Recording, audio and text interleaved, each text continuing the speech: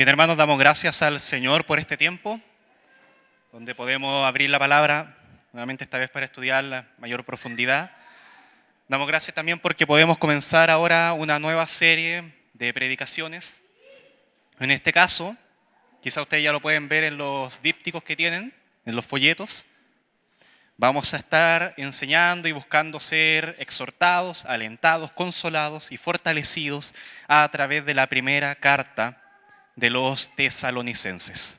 La primera carta de los tesalonicenses, que es una carta hermosa, es una carta que nos lleva a desear y a hacer una realidad el conocer más a nuestro Dios y el crecer en esta fe, crecer en el Espíritu y en todas las cosas que provienen de Él. Así que para que partamos, quiero que abramos nuestra Biblia y vamos a leer el primer versículo solamente. Hoy día vamos a estar en los primeros 5 versículos. Puede parecer poco, pero en verdad es bastante.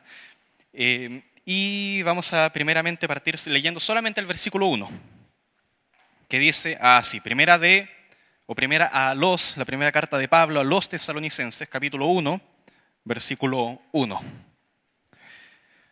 Lo pueden ver también en las pantallas.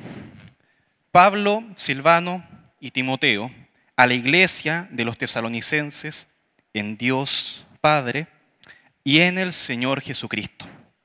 Gracia y paz sean a vosotros, de Dios nuestro Padre y del Señor Jesucristo. Lo primero que quiero hacer, antes de profundizar en esto y dar un contexto, más que nada de lo que es esta carta, explicar lo que es esta carta, quiero partir dando gracias a Dios.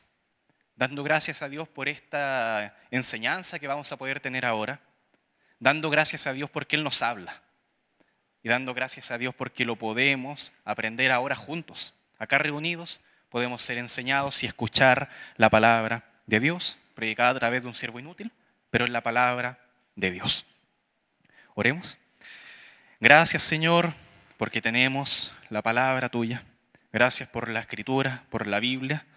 Gracias, Señor, porque podemos ser enseñados a través de tu Santo Espíritu, que no son simplemente palabras, Señor, lo que tenemos ahora frente a nuestros ojos, sino que es la verdad que puede hablar a nuestros corazones, que puede transformar nuestras vidas, poderosa para salvarnos, poderosa para que crezcamos en esta salvación.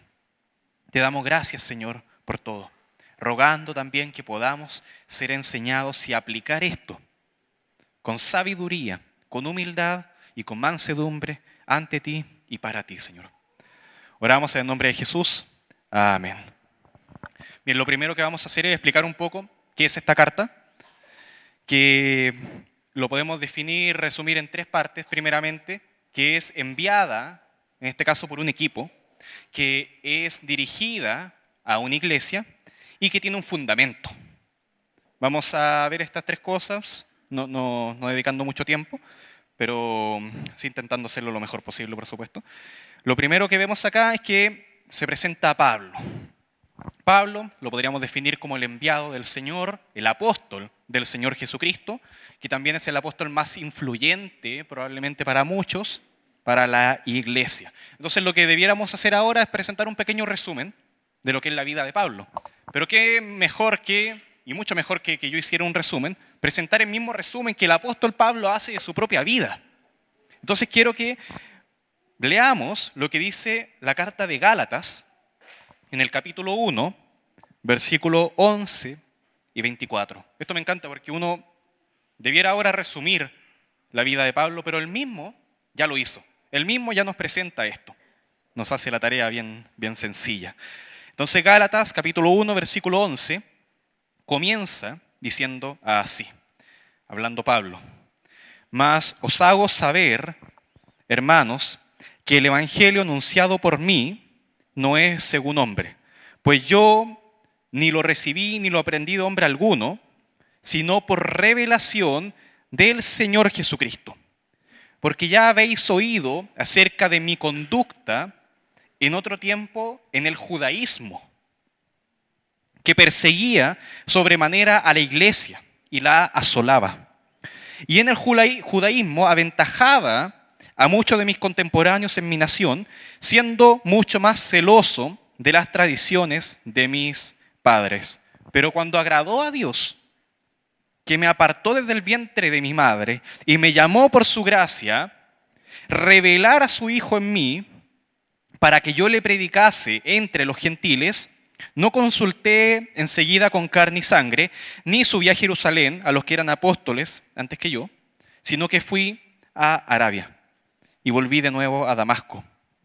Después, pasados 3 años, subí a Jerusalén para ver a Pedro y permanecí con él 15 días.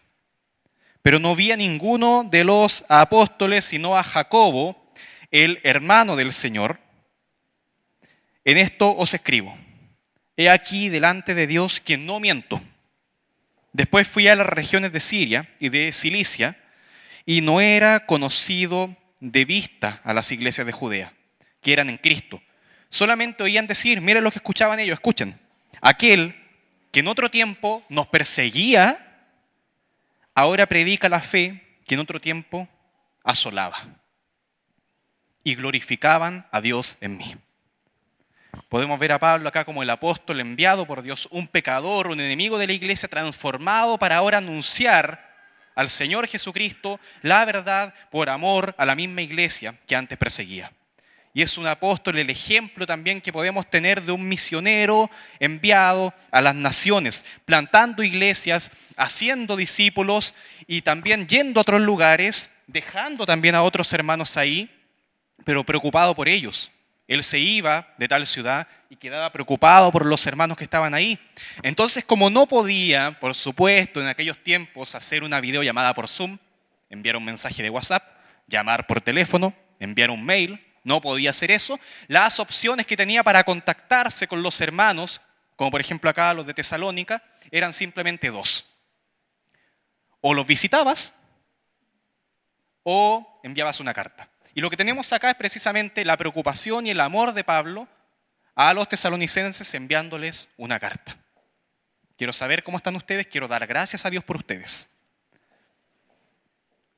Y él, cuando comienza la carta, la primera palabra no es que se identifique como el apóstol de Jesucristo, elegido por Él, por mandato de Dios, por la voluntad que Él me puso acá y tengo estas credenciales, miren quién soy. Él se presenta simplemente en nuestra carta como Pablo.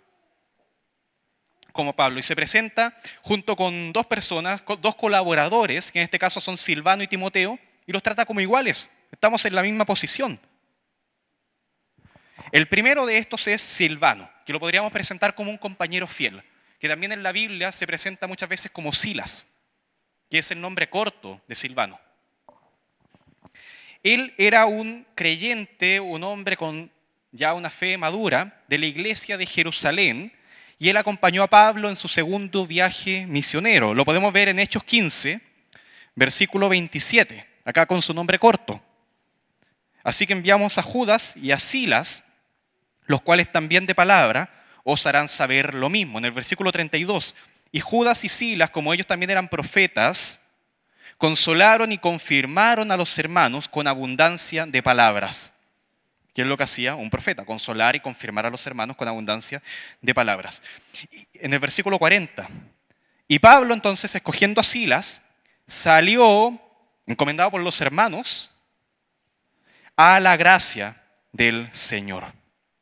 Y es conocido este Silas, este Silvano, por un hecho espectacular en la Escritura, que lo podemos ver en Hechos 16, en el versículo 19 en adelante, que es este encarcelamiento que ocurre en Filipos, en una ciudad. Ellos, siendo fiel al mensaje de Dios, predicaban eso, y tanto Pablo como su compañero, Silas, son encarcelados. Hay un conflicto ahí, no vamos a entrar tanto en detalle, pero son encarcelados injustamente. Y entonces él demuestra en ese momento que podía ser un compañero fiel, no solamente a Pablo, sino que también podía demostrar la fidelidad a Dios.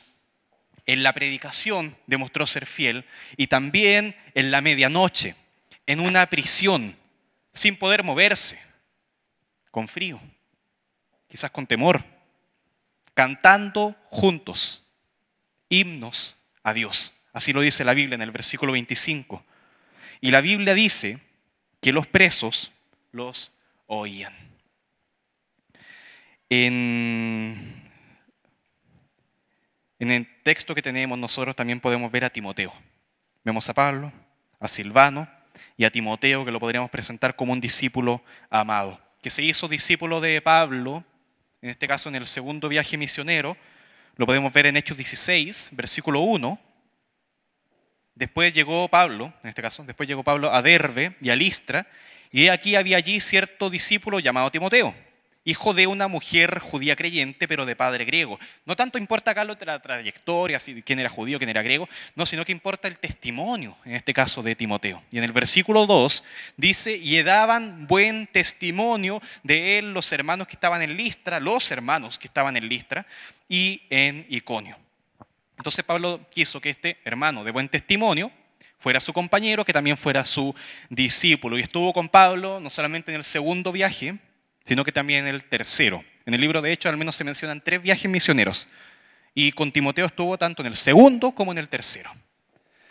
Y al final de su vida, también Pablo escribe estas 2 cartas que tenemos en la Biblia, en el Nuevo Testamento, la primera carta a Timoteo y la segunda carta a Timoteo, donde se identifica a este discípulo amado como verdadero hijo en la fe y amado hijo. Y estos 3, Pablo, Silvano y Timoteo, conocían, por supuesto, a los tesalonicenses, y ellos son los que fundaron precisamente esta iglesia. Algunos piensan que cuando se presenta la carta con estos 3 nombres es porque hay 3 autores.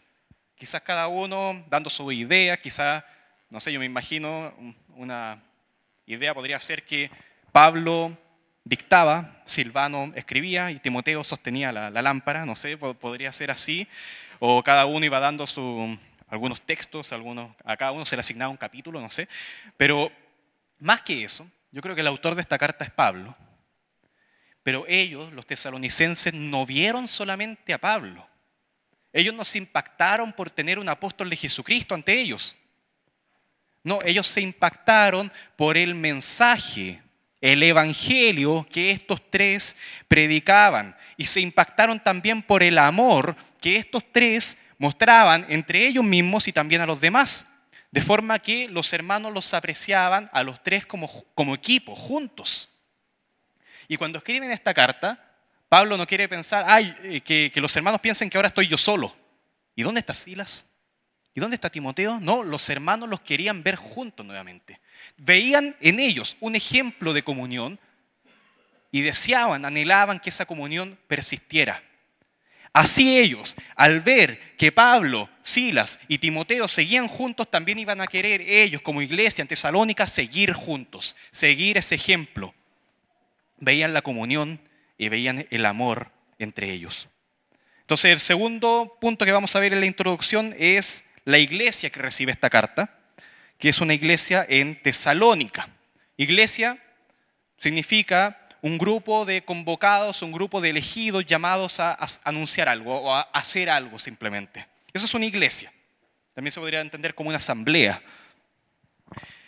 Pero son también elegidos por Dios para hacer algo, en este caso, para ser sus hijos, para ser adoradores, para ser servidores, siervos, para anunciar las verdades de Dios en todo el mundo. Miren, hoy día no voy a mencionar cómo se fundó la iglesia en detalle. Voy a mencionar el texto, eso sí, que lo podemos ver en Hechos 17, del versículo 1 en adelante. Yo les aconsejo que puedan leer por lo menos hasta el versículo 13, Hechos 17 del 1 al 13. Pero la próxima semana vamos a estar dando más detalles también del contexto histórico, político, religioso, algunas cosas geográficas de lo que es Tesalónica que nos va a importar. Pero ahora, hoy día, en resumen, lo que quiero presentar es que esta iglesia estaba en un contexto difícil, complicado, de adversidad, y que en medio de esa oscuridad eran hermanos que podían brillar. Se notaban, los notaban a ellos. Era una iglesia que estaba en Tesalónica, pero que también estaba en Dios Padre. En Dios Padre. Esa es la naturaleza de la iglesia. La principal naturaleza no es que estábamos nosotros en Sargento Aldea, que estamos en la comuna del Bosque. No, la naturaleza principal de nosotros es que estamos en Dios Padre, que estamos en comunión con Dios, así como los hermanos de Tesalónica. Exactamente lo mismo, en una comunión verdadera. que buscamos descansar en Dios, ser fortalecidos, capacitados en Dios, ser consolados en Dios, no en nosotros, no en nuestras fuerzas, no en tus capacidades, sino que en las capacidades y fuerzas de Dios. Él es el que hace todo en nosotros y el que nos da las fuerzas para todo lo demás. Por tanto, somos una iglesia en Dios. Y lo tercero es una iglesia en el Señor Jesucristo. Y luego se verá también la presencia indispensable de la iglesia en el Espíritu. También. Pero acá la idea de decir que es una iglesia en Jesucristo no es solamente que cree acerca y oyó acerca de algo de Jesucristo, no, sino que puede decir, como dice Gálatas 2:20, con Cristo estoy juntamente crucificado y ya no vivo yo, mas vive Cristo en mí. ¿Podemos decir eso? Cristo vive en mí. La Trinidad, Padre, Hijo y Espíritu Santo en nosotros y nosotros en ellos, en Dios, en esas tres personas, un solo Dios, donde está el Señor Jesucristo, el gobernante, el soberano, el creador, quien nos compró, quien nos gobierna y que vivimos en Él. Vivimos eso y entonces le debemos lealtad.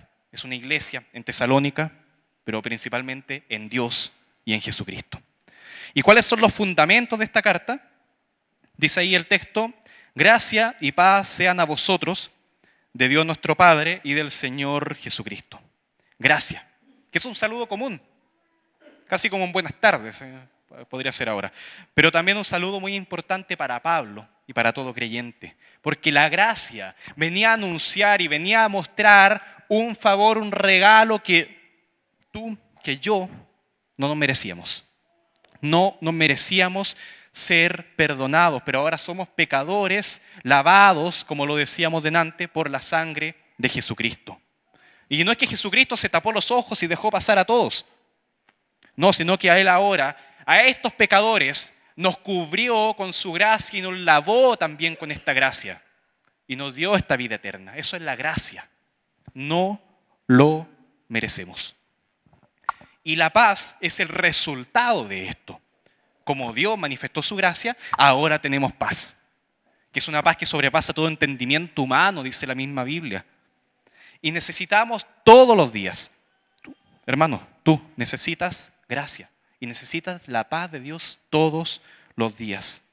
Como pecadores necesitamos siempre estar considerando estas cosas. Como salvados por Dios, necesitamos siempre estar agradeciendo a Dios por estas cosas. Y sobre estos materiales, sobre estos fundamentos, la gracia y la paz de nuestro Dios, se va a construir todo el resto de la carta que podemos tener hoy día. Contemplando la gracia y la paz de Dios, la carta entonces comienza mostrando qué cosa. Miren, lo primero que anuncia y lo primero que se comienza a construir sobre este fundamento es gratitud. Grábense esa palabra hoy día. Gratitud. Gracias. Así que quiero que hoy, ya pasando los versículos 2 hasta el versículo 5, hablemos sobre lo que es la gratitud. Ya vimos de pasadita ahí lo que es el contexto, la introducción a esta carta, en el versículo 1, pero ahora vamos a leer desde los versículos 2 de primera de Tesalonicenses 1, versículos 2 al 5, que dice así la palabra de Dios. Damos siempre gracias a Dios por todos vosotros, haciendo memoria de vosotros en nuestras oraciones, acordándonos sin cesar delante del Dios y Padre nuestro de la obra de vuestra fe, del trabajo de vuestro amor y de vuestra constancia en la esperanza en nuestro Señor Jesucristo. Porque conocemos, hermanos amados de Dios, vuestra elección. Pues nuestro evangelio no llegó a vosotros en palabras solamente, sino también en poder, en el Espíritu Santo y en plena certidumbre, como bien sabéis cuáles fuimos entre vosotros por amor de vosotros. Vamos a ver acá tres cosas, que en verdad van a ser 9 cosas. Primeramente, 3 cualidades de la gratitud. Segundo, 3 razones para agradecer. Y tercero y último, 3 verdades del Evangelio que tenemos que tener presentes en la gratitud. Así que partamos por lo primero, 3 cualidades. Ustedes también lo pueden ver ahí en sus apuntes. 3 cualidades de la gratitud. En el versículo 2 dice, damos siempre gracias a Dios por todos vosotros, haciendo memoria de vosotros en nuestras oraciones.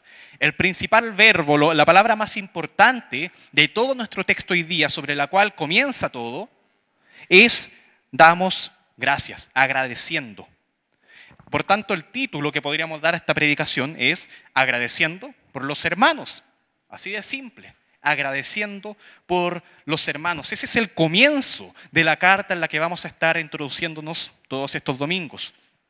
Expresar gratitud por la vida del que está al lado tuyo, por la salvación que tiene quizás, que se manifiesta también, y por la confirmación de que la persona que está al lado tuyo le puede decir hermano.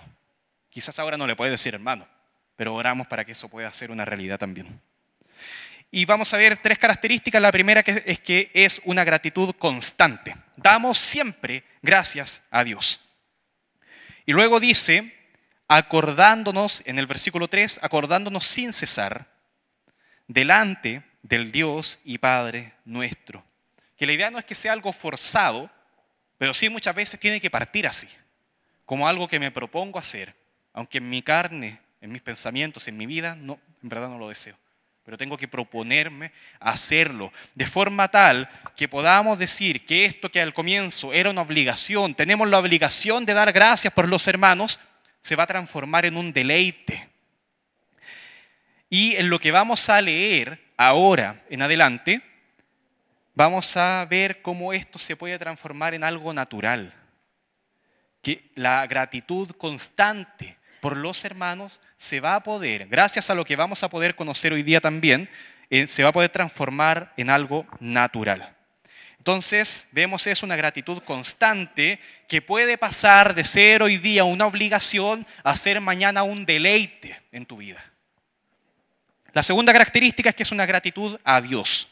¿Por qué? Porque Dios, Él es el que produce estas cosas.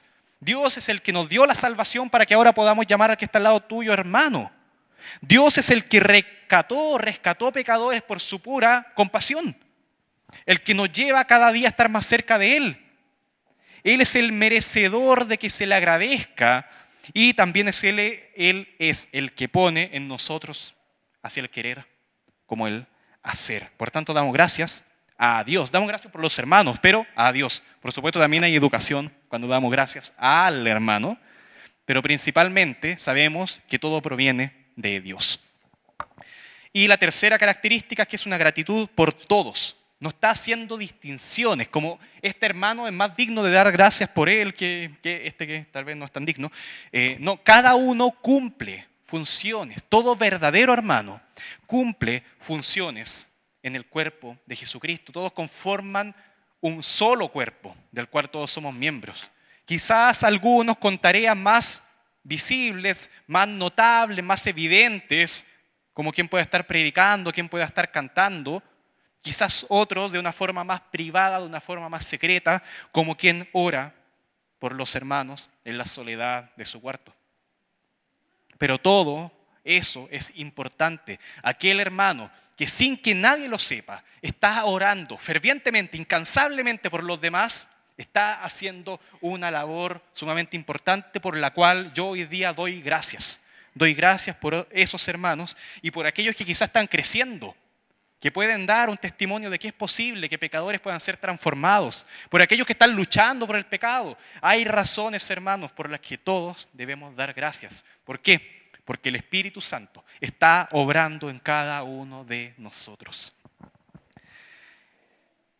Además de estas cosas, también podríamos agregar una cuarta cosita, que es una gratitud con convicción.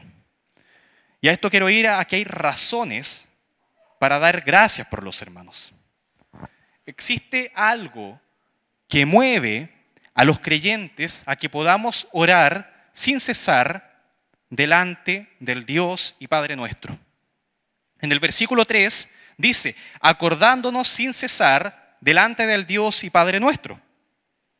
Yo les pregunto ahora, ¿Qué es lo que nos produce esta frase cuando la leemos? ¿Cuál es la primera sensación que tenemos cuando leemos precisamente eso? Acordándonos, sin cesar, o como dice Romanos 1:9, porque testigo me es Dios, a quien sirvo en mi espíritu, en el Evangelio de su Hijo, de que, escuchen esto, de que sin cesar hago mención de vosotros siempre en mis oraciones. ¿Qué nos hace sentir eso? Una necesidad de autoexaminarnos. ¿Realmente yo estoy haciendo eso? Quizás estoy sumamente lejos, quizás me falta todavía, quizás ni siquiera lo deseo, pero si algo está fallando, puede que sea un asunto de la motivación. Falta una motivación ahí para hacerlo. Y en este caso vamos a dar 3 razones fundamentales. Y todas estas tienen la característica de que son en el Señor. Estas 3 razones que vamos a presentar hoy día son en nuestro Señor Jesucristo. Son como 3 caminos que todos van en la misma dirección. Todos van en el mismo sentido y buscando el mismo objetivo, en nuestro Señor Jesucristo. Por tanto, la primera razón para dar gracias, la primera razón de la gratitud, es la obra de la fe. Y lo primero que podemos decir es que la fe nos inclina a la obediencia. Además, el hecho de que la fe esté creciendo en ti, que yo pueda ver en ustedes que la fe de ustedes está creciendo, también es un motivo de gratitud. Como dice segunda de Tesalonicenses capítulo 1, versículo 3, la segunda carta en este caso, debemos siempre, nuevamente lo mismo, se repite la misma idea, debemos siempre dar gracias a Dios por vosotros, hermanos, como es digno, por cuanto vuestra fe va creciendo. Y el amor de todos y cada uno de vosotros abunda para con los demás. Y esto no es que seamos 100% perfectos para que siempre se esté dando gracias por nosotros y siempre estemos creciendo en la fe. No, hermanos, hay pecado. Hay pecado y fallas. Hay desobediencia. Hay un deseo de no hacer la voluntad de Dios también en nosotros que se manifiesta lamentablemente todavía. Seguimos, lamentablemente, pecando. Pero las personas que tienen salvación, y salvación que es por medio de la fe, están inclinadas ahora a alejarse del pecado y ahora a seguir la obediencia, a buscar hacer la voluntad de Dios. No quiero eso, yo quiero ir hacia allá. Lamentablemente, sabemos la realidad, uno cae. Pero también Dios, y lo habíamos visto en Primera de Juan, Él es fiel para perdonar nuestros pecados, Él es justo para eso. Y a medida que nuestra fe crece, también va creciendo nuestro deseo de seguir este camino, de obedecer a Dios y de alejarnos de ese otro camino de pecado. Entonces la obediencia, también ahora que tenemos, que es por medio de la fe, esa obediencia nos inclina ahora y nos conduce a las obras. Entonces la fe crece, la obediencia crece, pero no solamente como un deseo, como quien desea predicar a los demás y tiene ese deseo, ese anhelo siempre, pero nunca lo hace. Es una obediencia que en este caso se transforma en realidad, se transforma en obras. Esa palabra obras, que dice ahí en nuestro versículo, es de la palabra griega, porque el texto fue escrito en griego originalmente, ergon, y se refiere a un hecho, algo que se logra, algo que en verdad ocurre. Es algo que se ve. Miren, un ejemplo de esto. En Juan, en el Evangelio de Juan, en el capítulo 6, versículo 27. Acá hablando el Señor Jesucristo, dice, trabajad, ergon, como me gusta a mí inventar palabras, así como ergonen, ¿ya? No por la comida que perece, sino por la comida que a vida eterna permanece, la cual el Hijo del Hombre os dará, porque a éste señaló Dios el Padre. Quiero que veamos el versículo 28, acá quiero que pongamos mucha atención. Entonces le dijeron, ¿qué debemos hacer para poner en práctica las obras de Dios? ¿Qué debemos hacer para tener obras? Respondió Jesús y les dijo, esta es la obra de Dios, que creáis en el que Él os ha enviado. Miren, ellos tenían el deseo de tener obras, de manifestar obras. Entonces, ¿cómo lo hacemos? Le dicen a Jesús. Y Jesús responde, bueno, tú estás apuntando ya a tener obras. Yo te digo, para llegar allá, tienes que apuntar para allá. Es como cuando uno juega pool. En mi vida jugué creo que 2 veces pool, en verdad no me gusta ese ambiente, pero si uno quiere meter la bolita de tal color en el agujero ahí, a veces no basta simplemente con apuntar con la pelotita blanca para pegarle y que entre al hoyito. A veces hay que, en vez de apuntar allá directamente al hoyito, tengo que apuntar a ese lado y que la bolita choque ahí, se devuelva y pueda impactar allá. Entonces, para apuntar en este caso a las obras, quiero obras en mi vida. Entonces, lo que está diciendo ahora el mismo Señor Jesucristo es, no apuntes para allá, no apuntes a ese deseo de tener obras, apunta a ese deseo de fortalecer tu fe, allá. Y si apuntas allá, llegarás allá. Es como algo que quizás no tiene mucha lógica, pero así lo enseña el Señor. Si vas para allá, terminarás allá. Lo tercero que te podemos ver acá también es que las obras confirman la fe. Tenemos ahora una fe viva, una fe que está trabajando, una fe que se está moviendo, de alguien que tiene vida eterna, de alguien que tiene salvación que es por fe, y que esa fe actúa, esa fe se está manifestando en la vida de los creyentes. Como dice Santiago en su carta de Santiago, capítulo 2, versículo 18, yo te mostraré mi fe por mis obras, yo te mostraré esta fe. Las obras entonces confirman la fe. Y podemos ver, ahí hay unas diapositivas. La primera, si me pueden ayudar ahí. La razón número 1 para dar gracias es que damos gracias por la fe de los hermanos en nuestro Señor Jesucristo, que es en obediencia y se manifiesta en obras. Ahí también ustedes lo pueden ver. Damos gracias por la fe de los hermanos en nuestro Señor Jesucristo, que es en obediencia y se manifiesta en obras. La segunda razón para dar gracias es el trabajo de amor. Y acá este trabajo no es la misma palabra, no es el mismo ergon que habíamos visto, sino que es otra palabra que la podemos aprender también, que es kopos, con K, kopos. Y es la idea de un trabajo duro, un trabajo arduo, esforzado, que te hace transpirar, que te hace cansarte. Llegar al punto de la extenuación. Y Pablo en este caso no estaba simplemente pensando en un trabajo como lo podríamos ver hoy día de oficina. Estar encerrado en una oficina escribiendo, haciendo cosas que pueden ser obviamente sumamente desgastantes, estresantes, sí, pero en aquellos tiempos esos trabajos no eran comunes. Lo que está hablando Pablo acá sobre este copos, este trabajo arduo, es que pensaba en un trabajo agotador, algo quizás bajo el sol, algo quizás de una carga tremenda en tu espalda, algo quizás que involucrara resistir, resiste, aguanta. A eso se refiere este trabajo. A diferencia del ergon, que es algo que simplemente se produce, acá, como por ejemplo un corazón que late, tu corazón está latiendo bien, está esa obra de vida ahí. Pero también podemos ver en el copos que además, en el trabajo este arduo, que además que este corazón lata, también está latiendo y está sometiendo un esfuerzo grande, está sometido a un esfuerzo tremendo de forma tal que incrementa su frecuencia y se pone al límite,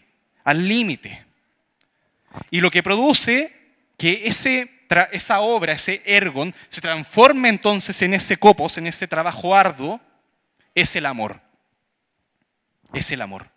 La fe produce esas obras, pero que esas mismas obras se transformen en un trabajo arduo, agotador, lo que produce eso es el amor. Nuevamente, si quieres llegar a ese objetivo, que es un trabajar para el Señor, tienes que apuntar a esa parte, al amor. Si apuntas al amor, hermano, llegarás a ejercer un trabajo para el Señor. Y primero, antes que dirigir el amor simplemente a cualquier cosa, porque ¿amar qué? Primeramente, hermanos, el trabajo es en base al amor a Dios, al amor de Dios. En el Evangelio de Juan, al final, en el capítulo 21, en el versículo 15, cuando Jesús ya resucitó, está con los discípulos y se acerca en este caso a Pedro, a Simón Pedro, le dice esto. Miren, Juan capítulo 21, versículo 15. Cuando hubieran comido, Jesús dijo a Simón Pedro, Simón, hijo de Jonás, ¿me amas más que estos? Le respondió, sí, Señor, tú sabes que te amo. Él le dijo, apacienta mis corderos. Primero, ¿me amas? Segundo, trabaja. Y ese amor a Dios, a Jesucristo, nos lleva entonces a amar a los corderos, a amar a los hermanos, a amar a la iglesia. Y estas dos cosas, tanto el amor a Dios como el amor a los hermanos, están entrelazados, unidos, como una cuerda que se une, dos hebras en este caso, para formar una sola cuerda unida fuerte, que en este caso avanza en torno al amor de Dios y el amor a los hermanos. Están unidos como un solo material, que está compuesto en este caso por un amor sufrido, que no busca lo suyo, que todo lo sufre, todo lo cree, todo lo espera, todo lo soporta. Y este trabajo arduo tiene que hacerse también con esperanza. Como dice 1 Corintios 15, versículo 58, que dice así: así que, hermanos míos, amados, estad firmes y constantes, creciendo en la obra en este caso es ergon, eso que produce la fe, creciendo en la obra del Señor siempre, sabiendo que vuestro trabajo, copos, trabajo arduo, en el Señor no es en vano. Y acá no solamente está hablando de la recompensa que tendremos en el cielo por lo que hicimos en la tierra, sino que está hablando aquí también a través de este trabajo arduo podemos confirmar que Dios efectivamente está actuando en nuestra vida, que efectivamente nos ha dado esa salvación, que su evangelio es verdad. A través del trabajo arduo, agotador en nuestra vida, podemos confirmar también que Dios está en nosotros, que su amor es real. Entonces habíamos visto como primera razón para dar gracias, que damos gracias por la fe de los hermanos. Pero también vemos ahora que damos gracias por el amor, como segunda razón damos gracias por el amor de nuestro Señor Jesucristo, que se manifiesta en el trabajo arduo y esperanzado de los hermanos. Cuando vemos ese servicio, ese trabajo, ese esfuerzo, todo eso, ese sacrificio, lo podemos llevar también a dar gracias por Dios, dar gracias a Dios por eso. Y la tercera razón para dar gracias es la constancia de la esperanza. El texto termina ahí en el versículo 3 hablando de vuestra constancia en la esperanza en nuestro Señor Jesucristo. Esperanza primeramente en el Señor Jesucristo. Ahí va. Por cualquier otra razón que puedas tener, todo trabajo que hagas, toda obra que hagas, no va a ser algo constante en lo que puedas persistir. Pueden hacerse solamente por un tiempo pequeño, pero cuando tenemos la expectativa de estar trabajando para algo que es eterno, por alguien, en este caso por Dios, que es eterno, la expectativa de eso es algo gloriosa y nos lleva a hacer un trabajo que no solamente dure horas, que no solamente dure días, semanas, sino que sea siempre, que perseveremos en esto. Y Pablo era un ejemplo también de confiar en esta esperanza. Por eso él dice en 2 de Timoteo 4:8, por lo demás, me está guardada, tenía la seguridad en eso, me está guardada la corona de justicia, la cual me dará el Señor, juez justo, en aquel día. Y no solo a mí, sino también a los que aman su venida. Es una esperanza en el Señor Jesucristo, pero también es una esperanza constante. Y hermanos, sabemos, soy consciente de que hay momentos en mi propia vida de desesperanza, de desesperación, pero como cristianos, como hijos de Dios, no debemos permanecer ahí.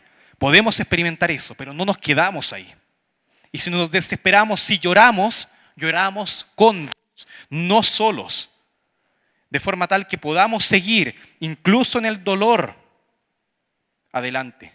Y la palabra constancia que aparece ahí es la idea de resistir, de perseverar a pesar de estar bajo las condiciones más duras.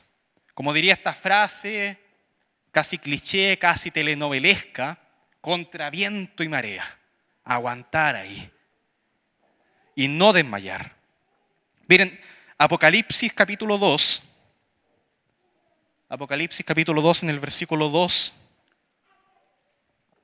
dice así, hablando también el Señor: yo conozco tus obras y tu arduo trabajo, ya lo habíamos visto, y paciencia, y que no puedes soportar a los malos, acá hay un detalle también en este trabajo, y has probado a los que se dicen ser apóstoles y no lo son, y los has hallado mentirosos, y has sufrido, y has tenido paciencia, y has trabajado nuevamente, has trabajado arduamente por amor de mi nombre, y noten esta palabra, y no has desmayado. Y acá esa palabra quizás no nos diga mucho, pero proviene esa palabra de la misma palabra copos, ese mismo trabajo arduo. Y esa palabra desmayar significa que ese trabajo ya no puede seguir, que explotó todo, que ya no puedes mantenerte en pie, que todo tu aguante ya se terminó. Entonces ese trabajo ya no puede seguir, eso es desmayar. Podemos verlo como el ejemplo de aquel que lucha contra los falsos maestros, pero lo quiero manifestar hoy día como un ejemplo más cotidiano. Por ejemplo, una persona, un hermano, una hermana que cuida a un familiar que está enfermo, quizás muy enfermo. Quizá otro podría decir, oye, otro puede hacer esa tarea, quizás lo puedan mandar a otro lugar, pero tú puedes responder ante esa pregunta, ¿por qué lo haces? El Señor me movió a hacerlo.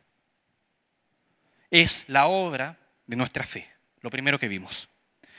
Pero además de eso es arduo, es agotador, es estresante, es desmotivante, es triste. Entonces también podemos decir que es un trabajo de nuestro amor, un trabajo arduo. Pero ¿por qué no lo abandonas? ¿Por qué no te rindes? ¿Por qué simplemente no dices yo ya no puedo acá? Porque sabes que es para el Señor. Y lo haces con esperanza. Y lo haces mirando la eternidad. Y lo haces sabiendo que Dios te está llamando a que no desmayes. A que no desmayes. Y que Dios está contigo hasta el fin. La constancia de nuestra esperanza. Quizás algunos otros lo manifiesten no así.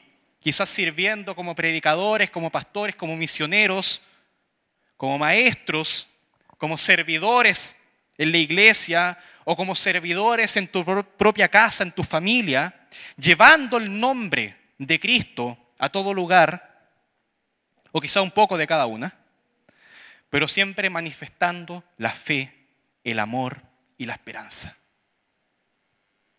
Y la esperanza. Hay muchas formas de aplicar esto, muchos casos en donde tú puedes aplicar esta fe, este amor y esta esperanza en práctica. Por tanto, la esperanza es inseparable.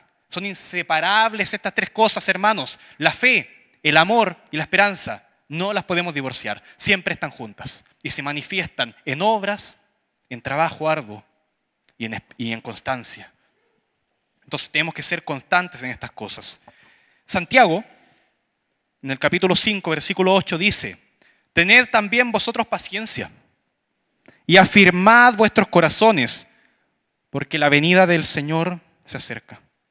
Y es difícil, hermanos. Pero viene de Dios. Por tanto, creemos que se puede. Creemos que sí se puede. Y agradecemos a Dios por eso. Miren, hagamos un resumen de las 3 razones que hemos presentado hasta ahora. Si me pueden ayudar también ahí con la diapositiva, hermanos amados. Primera razón, damos gracias por la fe de los hermanos en nuestro Señor Jesucristo, que es en obediencia y se manifiesta en obras. Perfecto. La segunda razón, damos gracias por el amor de nuestro Señor Jesucristo que se manifiesta en el trabajo arduo y esperanzado de los hermanos. Y ahora, la tercera razón, que es lo que veíamos ahora recién, damos gracias por la esperanza en nuestro Señor Jesucristo. Siempre es en nuestro Señor Jesucristo todas estas cosas. La esperanza en Él que permanece en los hermanos a pesar de todas las adversidades. Cuando yo veo que ustedes están pasándolo mal, están sufriendo, pero están haciéndolo por amor, por esperanza y por fe, eso es un motivo en mí para agradecer a Dios por tu vida. Y ahora veamos, ya viendo estas 3 razones, 3 verdades del Evangelio en la gratitud. ¿Qué es el Evangelio, hermanos? Tenemos que ser capaces de responder esa pregunta. El Evangelio es Dios, el Creador, el Soberano, aquel que juzga el pecado, frente a pecadores airado frente a pecadores que merecen la condena eterna, pero que Jesucristo ha dado la vida por ellos, en rescate, en amor, muriendo y resucitando para darnos vida eterna, a lo cual nosotros debemos creer, amar, arrepentirnos por nuestros pecados, el Evangelio de salvación.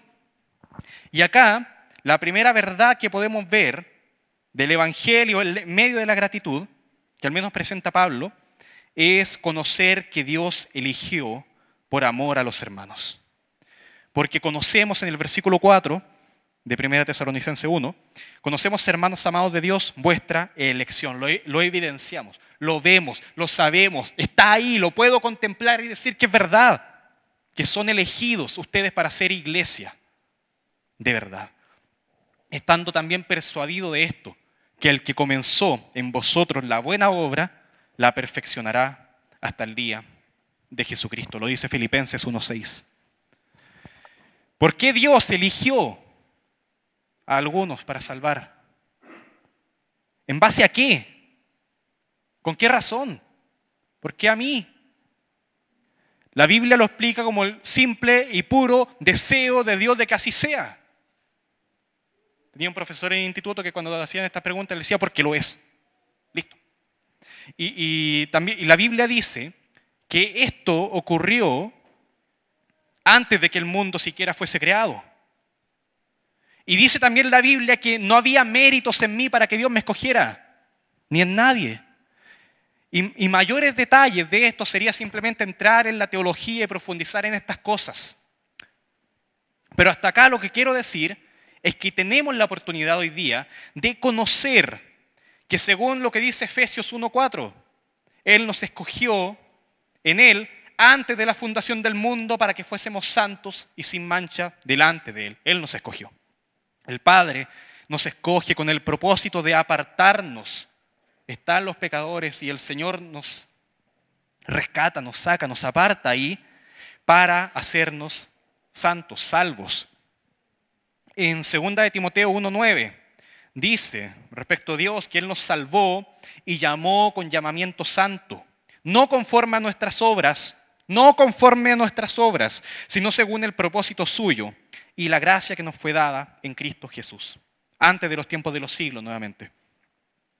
Cristo, Jesús, el Hijo de Dios, es el que hace realidad el deseo del Padre. El Padre nos escogió, que Jesucristo dio su vida para que esa elección se hiciera una realidad. Y en 1 de Pedro 1:2 dice, elegidos según la presencia de Dios Padre, en santificación del Espíritu, para obedecer y ser rociados con la sangre de Jesucristo. Gracia y paz os sean multiplicadas. El Espíritu Santo es el que hace realidad todas estas cosas. Dios el Padre nos escogió por su misericordia. Jesucristo hizo realidad este plan al morir en la cruz. Pero el Espíritu Santo ahora nos lleva a creer estas cosas y a amar estas verdades. Entonces, más que cuestionar esta elección y hacernos preguntas, ¿por qué yo, por qué él no? Lo que debemos hacer es buscar a estos perdidos y dar gracias a Dios por esto. Por tanto, damos gracias a Dios porque Él escogió a los hermanos. No sé si me ayudas ahí con la diapositiva sobre la verdad del Evangelio en este caso. Número 1. Damos gracias a Dios porque Él escogió a los hermanos para salvación a pesar de ser pecadores. En esa misma. Ahí la pueden ver ustedes también en la pantalla. Gracias, hermano. En el versículo 5 ahora dice, como segunda razón también, además de la elección de Dios, conocer que el Evangelio llegó efectivamente, la predicación del Evangelio llegó a los hermanos. Y no llegaron solamente palabras. En el versículo dice, pues nuestro Evangelio, y noten ahí que Pablo, Silvano y Timoteo lo presentan como nuestro Evangelio, a pesar de que es de Dios, a pesar de que es de Jesucristo. Él dice nuestro Evangelio, así como nosotros decimos ahora nuestras Biblias, sabiendo que es la palabra de Dios. Pero la amamos, la queremos y la hacemos nuestra. Así también ellos decían nuestro Evangelio, porque lo amaban, lo creían y lo hacían de ellos. Debemos también hacer eso, que el Evangelio sea nuestro. Y no llegó solamente en palabras. No fue una simple charla. No fue un simple mensaje compuesto, todo mensaje es compuesto de palabras. Todo mensaje. Y algunos pueden ser sumamente persuasivos. Hay oradores expertos, capaces de persuadir, capaces de convencer a masas. Miren, Adolf Hitler era un orador fantástico, al menos para su siglo, para su época. Pero era un orador, una persona que hablaba y con sus palabras era capaz de mover multitudes, en serio, multitudes gigantescas. Busquen video en YouTube y vean esos discursos. Habían una enormidad de gente que uno quedaba, ¿qué pasa ahí? Y los aplausos eran algo que llegaba a impactar. Pero acá no importa la erudición, no importa tu capacidad de retórica, no importa si eres mejor o peor que Hitler, lo que importa es si esto viene acompañado por el poder de Dios. Finalmente Hitler ocupó esas palabras para hacer el mal, y el mal más grande que pudiéramos imaginar. Pero cuando esas palabras son por el poder del Espíritu, incluso la persona que no es muy persuasiva, que no tiene muchas capacidades, puede llevar a personas a la salvación. También vemos que esto es en poder y en el Espíritu Santo. La Biblia dice que el hombre por naturaleza rechaza la luz, que prefiere las tinieblas, que el hombre está cegado a las cosas de Dios, que el hombre naturalmente no entiende el Evangelio, no lo entiende. Y Dios entonces es el que tiene que despertar poderosamente el alma de toda persona y abrir los ojos de los ciegos para que esta verdad pueda ser algo que efectivamente regenere sus corazones. Y entonces llegó una transformación en el espíritu. En Hechos 16, en el versículo 14, se presenta una mujer llamada Lidia, de la vendedora de púrpura de la ciudad de Tiatira, que adoraba a Dios, que estaba oyendo, y el Señor abrió el corazón de ella para que estuviese atenta a lo que Pablo decía. El Señor abrió su corazón y ahora vemos que es el Espíritu Santo ahí, obrando, abriendo sus ojos, y es el que permite que los hermanos que están acá, aquellos que podemos decir que verdaderamente son hermanos, que hayan creído, que la obra de fe se manifieste, que el amor se manifiesta ahora también como un trabajo arduo, que la constancia en la esperanza se manifieste. Y esto es una obra del Espíritu Santo.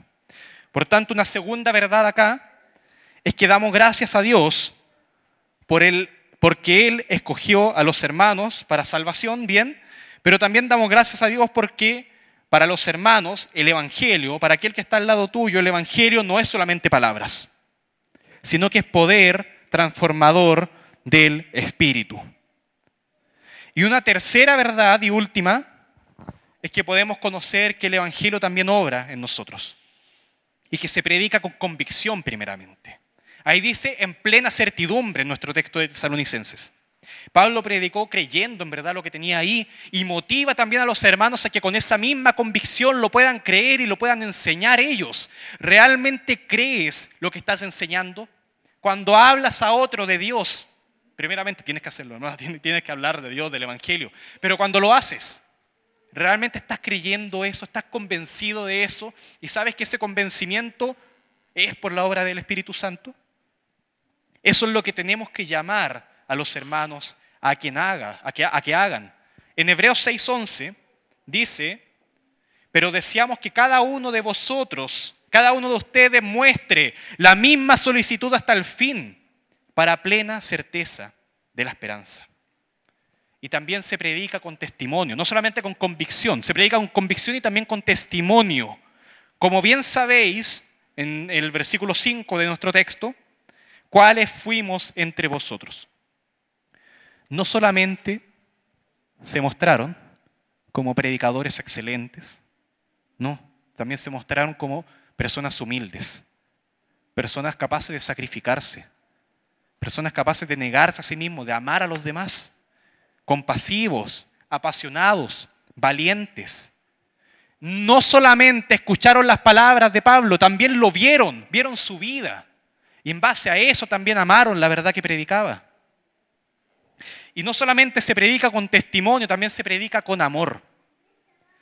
Y en 1 Corintios 10:33 dice, como también yo en todas las cosas agrado a todos, no procurando mi propio beneficio. Ahí está, ese es el amor, no procurando mi propio beneficio, sino el de muchos para que sean salvos. Yo les pregunto a todos ustedes y también a los que van llegando, los más jovencitos, ¿queremos que las demás personas conozcan a Dios? ¿Queremos eso? ¿Que las demás personas conozcan la salvación y la vida eterna? ¿Queremos que no se pierdan en la condenación eterna ellos, sino que conozcan al Salvador? Entonces, hermanos, mostremos esto. Prediquemos con convicción. Prediquemos con buen testimonio. Y también prediquemos con amor. Que esa motivación sea el amor. Entonces, resumiendo, la primera verdad del Evangelio que tenemos acá es que damos gracias a Dios porque Él escogió a los hermanos para salvación, a pesar de que somos pecadores. Dios escogió y damos gracias a Dios por eso. Damos gracias también a Dios porque para los hermanos el Evangelio no es solamente palabras, sino que es poder transformador del Espíritu.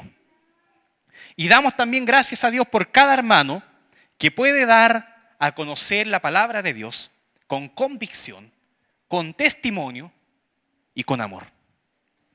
Entonces, como conclusión ahora, hermanos, seamos constantes en estas cosas. Busquemos hacerlo. Seamos constantes en la gratitud a los hermanos. Debemos dar gracias, pero más allá de una obligación puede transformarse en un deleite para nuestras vidas. Anhelemos fortalecernos en la fe, en el amor y en la esperanza. Anhelemos eso. Amemos también el Evangelio. Vimos 3 verdades del Evangelio por las cuales dar gracias. Amemos esas verdades, amemos el Evangelio. Enseñemos el Evangelio, mostrémoslo y vivámoslo. Seamos constantes en la gratitud. Fortalezcámonos en la fe, el amor y la esperanza. Amemos el Evangelio y, hermanos, ahora lo que quiero que hagamos, por medio de esta oración que vamos a tener, adoremos a Dios con gratitud. Que sea una vida de gratitud en la que tú tengas. Hermanos, hay muchas razones para dar gracias a Dios. Acá yo solamente presenté algunas, muy pocas. Pero es la palabra de Dios poderosa, poderosa. Puede ser poco, pueden ser pocas palabras. Pero es poderoso cuando esto es en el Espíritu, cuando está en la palabra de Dios hablando a sus vidas. Oremos. Padre Santo, sabiendo estas cosas, sabiendo lo que la palabra de Dios nos ha dicho hoy día, te damos gracias, Señor. Te adoramos a ti, Señor. Te damos gracias por la preciosa salvación que tenemos, por la obra del Espíritu Santo en nosotros. Te damos gracias por cada uno de los hermanos que puede manifestar esta fe. Te damos gracias por cada una de las personas que está al lado nuestro, que puede trabajar con amor, sacrificialmente. Te damos gracias, Señor, por la esperanza que podemos mostrarnos todos los unos a los otros. Te damos gracias por el precioso Evangelio, el cual nos has dado, porque tú quisiste. El precioso Evangelio que ha sido una realidad en el Señor Jesucristo y que por medio del Espíritu ahora podemos amar y podemos vivir, experimentar, dar a conocer a este mundo.